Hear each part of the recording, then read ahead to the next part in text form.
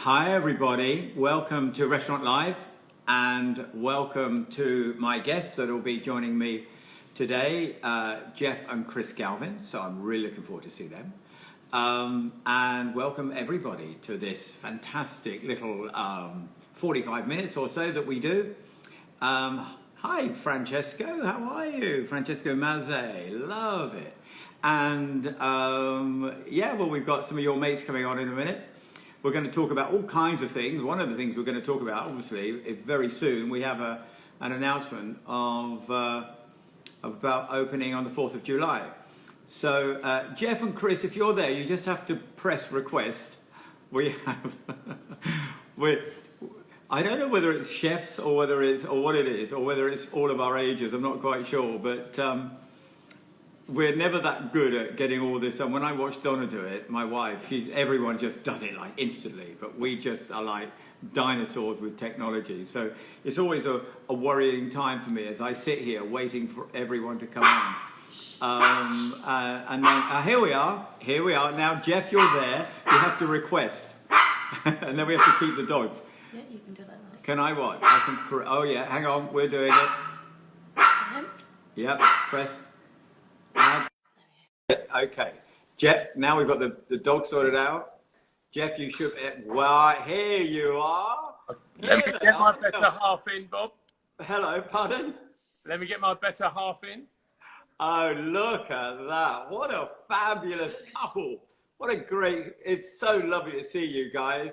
Jeff and Chris. Chris, I'll probably see you a bit later anyway in the Zoom call, but you look amazing, both of you. Whereabouts are you at the moment? Just in La Chapelle, Bob. In La Chapelle. Yeah. Okay. And so the very first, have you got your champagne? No, I was just going to tell you, typical my brother. It's being served as we speak. Okay. Well, I've got mine. So I've got mine here. As soon as you have yours, we'll say, oh, here it is. There we go. Good. Because we should, well, we will know pretty soon whether we've got anything to celebrate, which of course is the 4th of July. Not Independence Day, but our reopening. Cheers, guys. Cheers, Bob. Good health. Good help, Bob. Lovely to see you. Thanks for inviting us. Oh, it's an absolute pleasure. Lovely to get, rarely do we get both the Galvin brothers together, I have to say, because you have been zooming around in different locations and different restaurants. So Yeah, this bit like Michael and Janet Jackson, never see us together, but here we are. Well, so look, let me ask you some questions. I mean, look, do you know, for me, this is a wonderful time. I've now had some amazing chef guests on, and no more amazing than you two, of course. But had some amazing chef guests on. But you know, well, Jeff, you and I do, because we see each other a bit, and we sometimes see each other on the golf course. But rarely do you actually get a chance to talk to you guys, because you're always running around, you're always cooking. I'll come in the restaurant, you'll come and say hello, and then dash off again. So, you know, just have Jason and Claude and Adam Handling and everyone else we've had on, and Tom Aikens, just have a chat. So the very first thing really is about today. It's about the announcement coming out. Where are you with the plan of the 4th of July? Which venues are you opening? We have a new audience out there. So tell us about what the plans are. Yeah, well, we're waiting with sort of bated breath. A lot's been leaked to the press, which has been, I think everybody's kind of taken that as it would be the 4th of July. We're still waiting to see the final announcement, but we're probably thinking that we may well open our pub in North Essex first, and then possibly leave it for a few weeks for the London site. It's really, really empty around the area, Bob. So city is around about 10%. All our intelligence says about 10% of workers in their office. So it makes sense. They are coming back. A lot of people are saying August, September. So I think we really concentrate on our pub, where actually a lot of the city workers live. So they are at home, working at home. So our customers are kind of at home there. So, so Green Man first, which I think will really, you know, go off with a lot of our sort of home delivery meals that we've been doing. The great thing about it was talking to our guests. and they just cannot wait to come back. They say this is great, we can taste the food, but it's not the same. And so I think we'll get off to a good start. All concentrate on one site, and we'll learn a lot whilst doing that. So yeah, a couple of weeks for London. So I've watched, and we had a little chat the other day, but I've watched that you're doing your Galvin's at home, and it looks like, and are you serving that from the pub? Yeah, we started originally just the pub, but then a lot of our London customers said, "What about us?" Right. So we decided to come up to London 2 weeks ago, and it's just a word of warning actually to a lot of operators that are out there. After 3 months, a lot of fridges were seized, our air conditioning had stopped working. So plus the deep clean, you know, the best part of a week was lost. It's cleaning, wasn't it? Really? Yeah. Yeah. I think people don't realise, and what I know they don't realise is that when you shut venues like La Chapelle or Windows or wherever these venues are, whether it's a small pub or whether it's a giant restaurant, you can't just walk in and open the door. You know, number one, we've got all the new guidelines. Number two, we have to do a complete clean. Number three, check everything's working. Number four, there's no stock, there's no beer, there's nothing. So it isn't a matter of, you know, it takes, I think, Chris, we talked about this, it takes 2 to 3 weeks just to get back to get a point of opening. And I don't think people realize that. I think, you know, oh, well, it's, you know, July the 4th, July the 3rd, we'll pop in, you know. Yeah, no, not that straightforward, unfortunately. Then we bring staff in, Bob, you know, and, you know, training, not just what we do. Now we've got another layer of training, you know, this make it a safe environment for the staff, for the customers. Of course. And so lots of role playing. That's a big one, because do these one-way systems work? Is there, where are the pinch points? So we're gonna have to start to bring people on. So we just thought having a test. We've gone away from Louis. Louis is our supplier of Fraiche en Frais. So cheers, Louis. Good help, Louis. Thank you. Delicious as well. It is. It really is delicious. Almost celebrating the 1 meter. Well, or should I say 1 meter plus, Bob?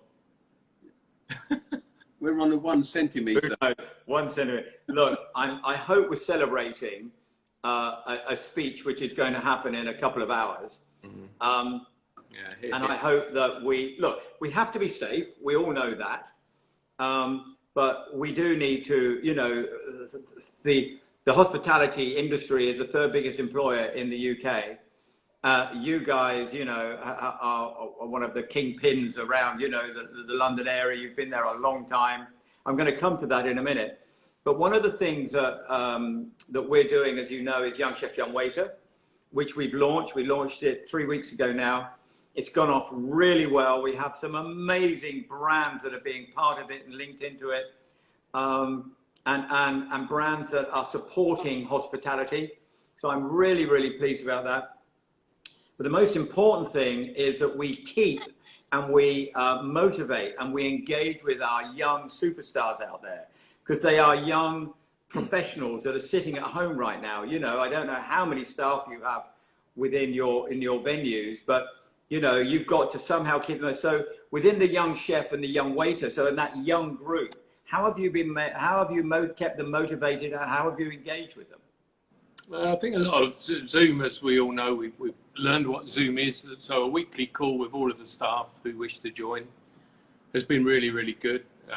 WhatsApp groups coming out my ears, Bob. Well, that's been brilliant. So if it's somebody's birthday that happens to be off, things have been cooking at home. So there's lots of cooking. Yeah, lots of technology has helped for them to stay in touch. And of course, lots of them are not only away from home, they're in a different country. They may be living in more junior staff, maybe just in a room with no garden. So I think to just stay in touch with them has been key. And we've had different layers that have kept in touch with, you know, just to make sure that a little reassurance. And but I have to say, doing the cooking at home has enabled us to bring some staff back on. And I think just the staff that are not back on, for the other staff to watch what's happening, that we are functioning. You know, there is a bit of light at the end of the tunnel, so that's been good for them. We're going to have to help them, Bob. We're going to have to really look after young people, all people, because I don't know about you, Jeff, but just getting back into the kitchen, just travelling on public transport, just finding your way into work was pretty traumatic. And actually, we looked at each other at the end of the week and we said, wow, that was not easy. It was really tough for old dogs like us. And so we've really got to get our arms around everybody, tell them it's all going to be okay, it's going to be all right.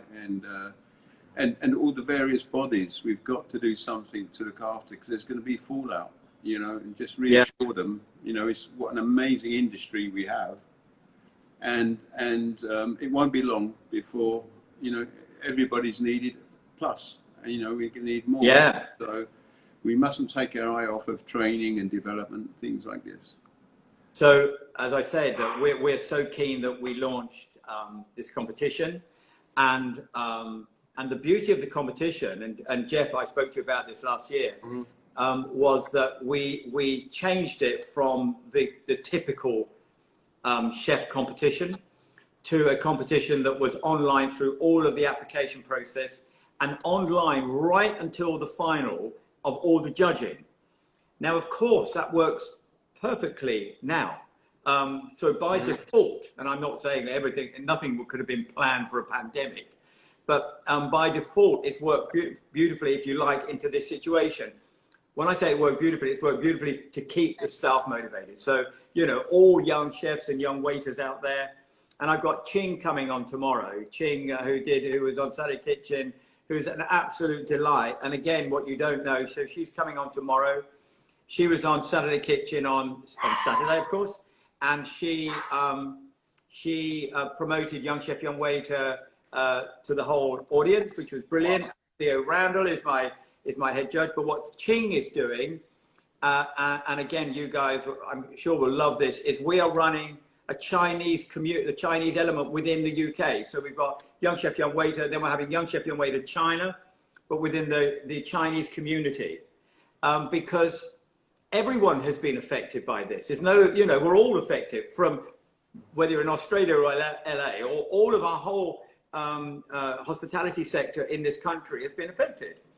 And, you know, the Chinese people have been really affected, and unfairly in this country, of course, because nothing to do with them, you know. And so we want to look after, and we want to get, you know, you just said earlier on, Chris, getting your arms around this talent that's sitting out there. You know, you and I and all of the team, you know, we've been there, we've been around a bit, but the youngsters, you know, we want to make sure that they stay here, they don't leave. You're absolutely right. I mean, David Lowy, it wasn't about how do we open a venue like Quaglino's, it was how do we staff a venue like Quaglino's now? Because so many have gone back to Italy or Spain or France or wherever they've come from. So it really is an interesting point, Chris, that you raise. It's so many facets to this that have to come together very quickly if we start to open it. So why would you be sitting in La Chapelle in the city right now if you're not thinking of opening? And I love the fact that there was what Adam Handling had his chef's gear on. You're the second chef to have the chef's gear on. It's just so nice because everyone was sitting at home most of the time. What we actually decided to do, Bob, was move the production of Galvin at Home to La Chapelle, just for that thing of being in the building, making sure everything's working.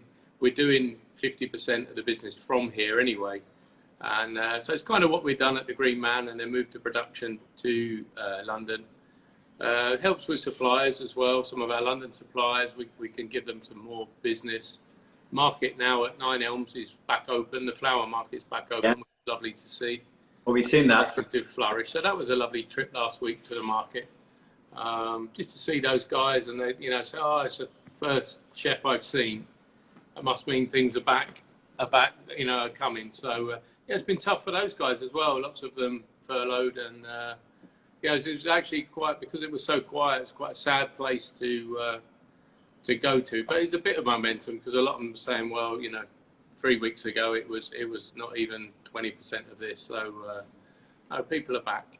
I think it's an important point as well, Bob. We've got to snap out. We've got to snap out of survival and jump into excellence, which is a big leap. Love it. And so that's been good. Getting back in the kitchen, pushing ourselves. Can we improve it? But we now, you know, we need to take the survival hat off, and we've got to get this excellence hat back on pretty damn quick. Well, you know, Chris, we listen, we have this Zoom call, and we know that we've heard other countries, Switzerland and Germany and other countries have, and France we saw, have gone right back in. Now, we know the city, and we know the city is not going to happen until probably September onwards. But around the country, you know, the establishment, certainly in those countries, have gone right back in. I'm not going to say capacity, but capacity of what they're allowed to do, which is very encouraging. And listening to all of, you know, I don't have a restaurant. I've been around, I've had many restaurants. But listening to you guys, you know, I actually come off the line and think, gosh, you know, there's a real positivity right now. And listening to other countries, that it gives us a little bit of encouragement that when we do get going, and I think your pub, which is in, is it in Essex? Yeah, it's north of Chelmsford, 10 miles north of Chelmsford. It's a small hamlet. You know, I think those are the locations in the country and around outside of just the real pinch points like the city are going to be really busy. I just feel it. It's going to be really, really busy. And our local, I live here in Berkshire, our local pubs, they were all boarded up. You know, it's really horrible. Hi, Claude. Claude Bose has joined. I've got the boys on. Claude, you didn't have chest gear on. And now the boards have come down and they're on the river over here, and you think, oh gosh, you know, we're starting to get there. We're starting to get there. Yeah. And I think as well, Bob, going into the adapting, I think it is kind of what we do anyway. It's a bit about, I think our industry is a bit about surviving every day anyway. Things are always happening. There's so many variants in the restaurant and hotel world. I think people in our industry are survivors, and I think you learn to not look back or be upset at what's happened, best way forward, how can we stop that happening again? And so I think talking to lots of friends in the industry, they're just more motivated than ever to be better, looking at what they're doing, can it be better? And I think, the sense of injustice has filled us with motivation. That's how it's got to be. Otherwise, you know, anything, I don't think moaners survive in this industry, do they? We just got to get on. It is what it is, and sort of look forward. We're amazing. We're a passionate group of people. We're a hard-working group of people. And that lovely sort of term, improvise, adapt, and overcome. You know, we none of us could have seen this, but we're here. We have, London is the hospitality food capital of the world. We have the most amazing chefs like yourselves, you know, running amazing establishments. And you know, we will be looking after our own because the tourists are not going to come back for a while. But as soon as they're back, you know, one of the key routes to coming to London, along with going to Buckingham Palace and the museums, is to go into our fantastic restaurants. Because we have, you know, I'm whether I can quote Michelin, I'll probably, well, anyway, I've sort of started quoting them already. Anyway, do Michelin recognise that London is the food capital of the world? Well, I'm saying they do. I think they do. But they're probably... One of the Bob, they'd probably say. One of the top. So tell me a little bit. Look, guys, one of the things I know about, obviously, I remember the bistro, but I actually don't know where you both came from. I mean, I know what happened before Galvin's Bistro, which was, what, 20 odd years ago when that opened, or longer? Yeah, 15 odd, Bob, yeah. So how did you both sort of get into hospitality, into cooking? Yeah, it's a long story, Bob. How long have you got?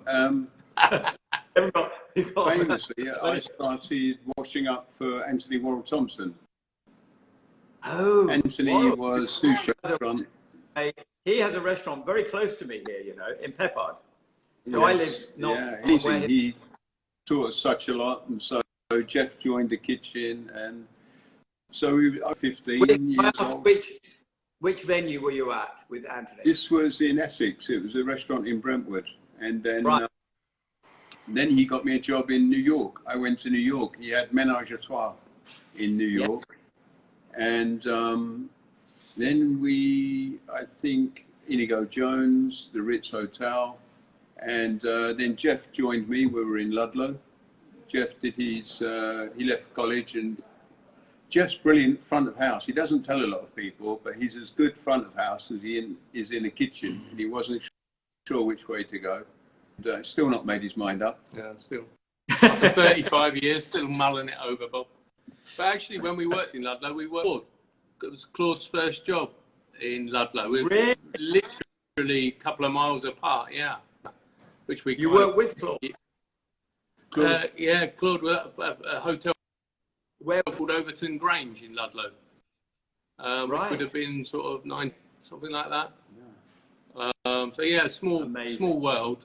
And but years for Nico. Yeah, well, I guess Chris sort of being 12 years older, I had a good hate it when I say that, but I get that. But no, really meant to point in the direction of some very good restaurants, so Dennis, at Park Lane, Capital Hotel, I worked at Greenhouse, and so. I've just lost you guys. Hang on. Oh, there you are. Oh, I think I've got you back. And so who did you work? We were overjoyed. Who did you work with at the Greenhouse? Who did you work with at the Greenhouse? Head chef after Gary Rhodes left. So right. After to follow Gary. But then the opportunity came up again to work with Chris at the Orrery for Conran. And I hadn't opened a restaurant, and Chris said, "Why don't you come along for the opening?" Which was a really good thing to see, and yeah, I think we'd opened then 14 of our own restaurants. We gained a star Michelin star together there. You got a star at the Orrery, I remember that. Yeah. Yeah. Then we gained a star separately, so I think that's where we're the first British brothers to have a Michelin star in different establishments. And then I joined. I was director of Conran Restaurants, and then with David Lowy, funny enough, we opened the Wolseley together with Jeremy King and Chris Gordon. Yeah. And I was chef director there. Had amazing time. In our book, I said that was the SAS of front of house for me. Oh yeah, really, wow, so impressive. Jeremy is just on it, isn't he? I mean, it is. Yeah. Perfect, isn't it? Perfect. We know, I mean, he is a master at that. You know, but for me, listening to this, and you keep just dotting out, hopefully you can hear me all right, but listening to this, I hear about, I don't know all this about you guys. I mean, I know that, I know the bistro, I know the venues that you run. And when do you think windows will open? We think that early August time. Early August. And will that mean, is that geared within the hotel? Is the hotel going to open at about that time? I think the hotel might open slightly earlier, but I just think it's important because we're working with our partners Hilton, and to have a look at their strategy for how they're going to work and make sure we can safely get guests in the hotel and up to the restaurant. And we're probably going to look at our opening hours carefully, maybe open just for dinners in the early stages, and just see how we go. But I think what a great venue to look down on London and just think, did that happen? Did that just happen?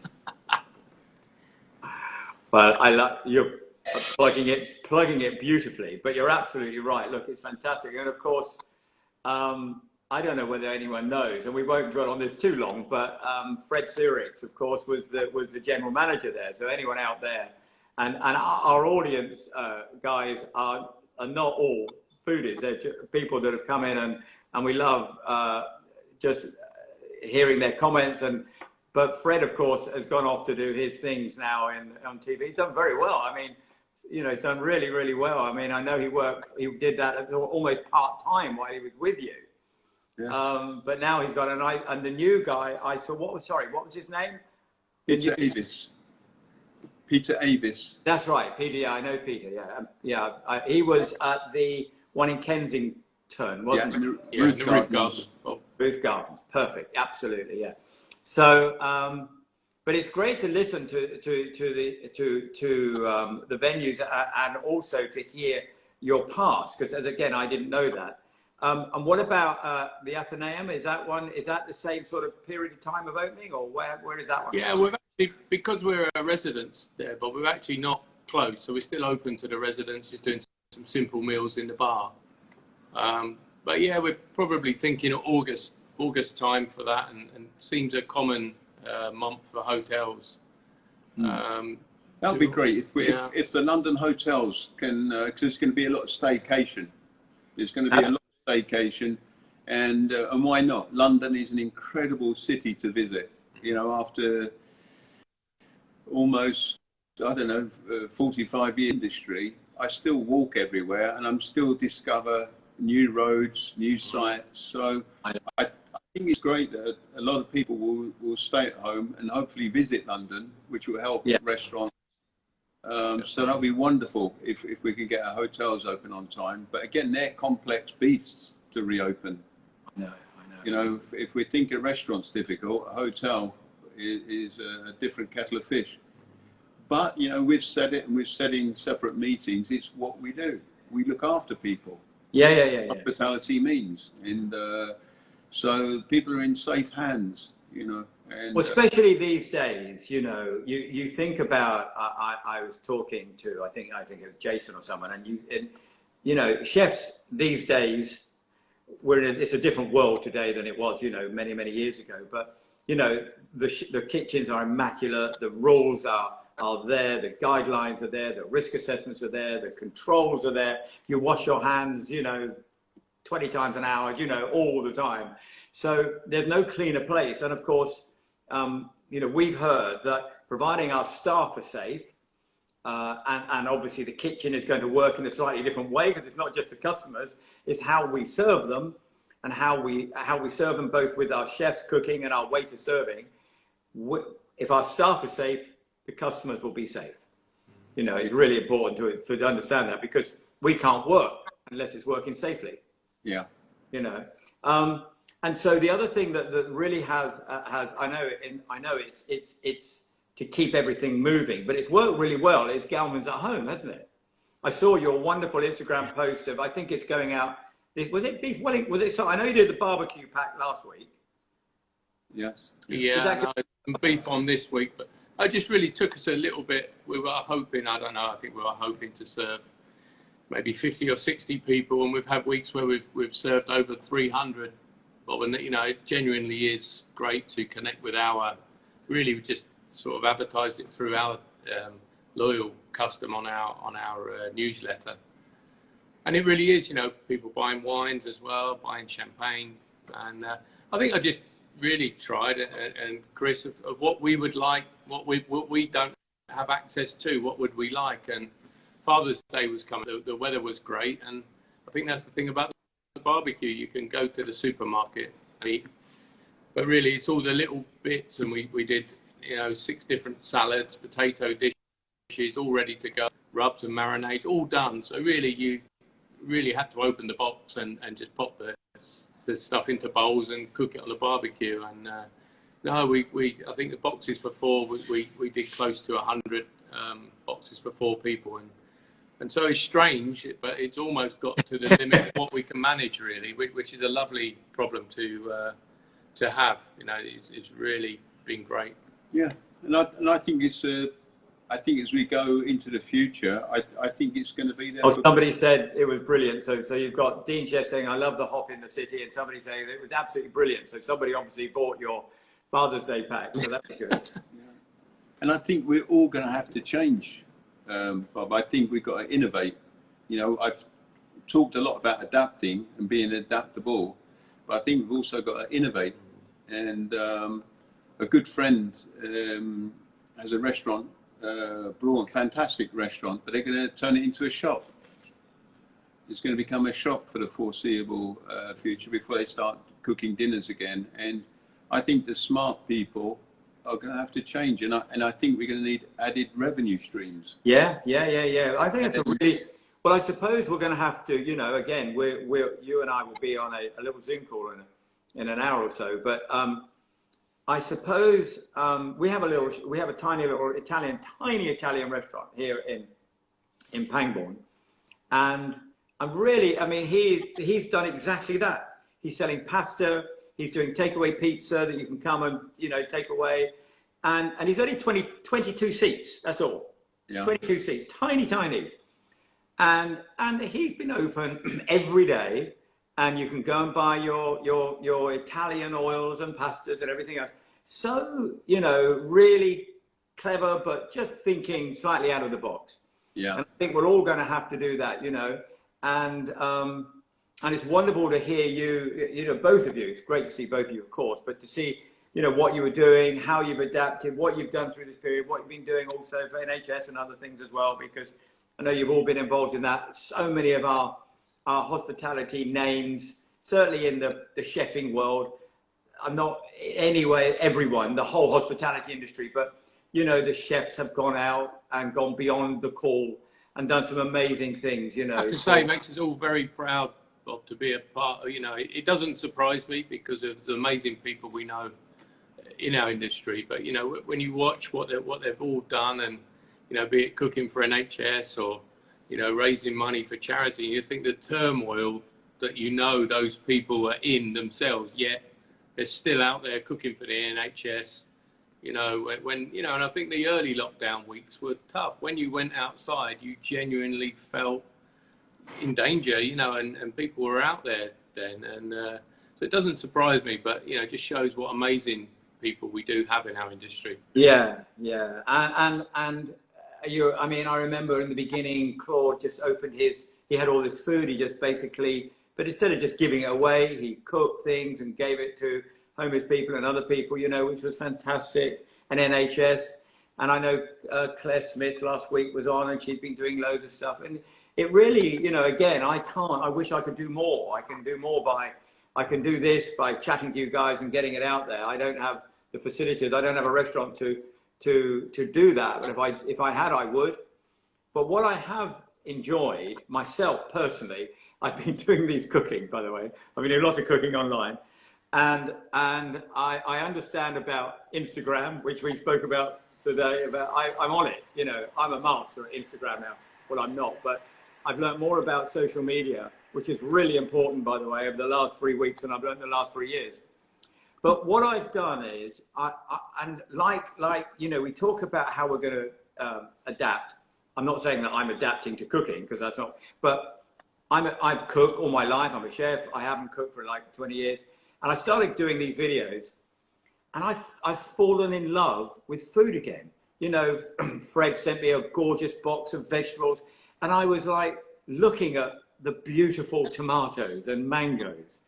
And I've started to come back to where I started at 24. I opened my first restaurant when I was 24. And I've just enjoyed cooking, whether it's a sausage roll or a lobster thermidor. I have loved cooking again, because I've been thinking about it. And because Donna has been recording it, we've had a lot of fun. And I have to think about it again. I've been doing one dish a day, you know, but I've been thinking about it.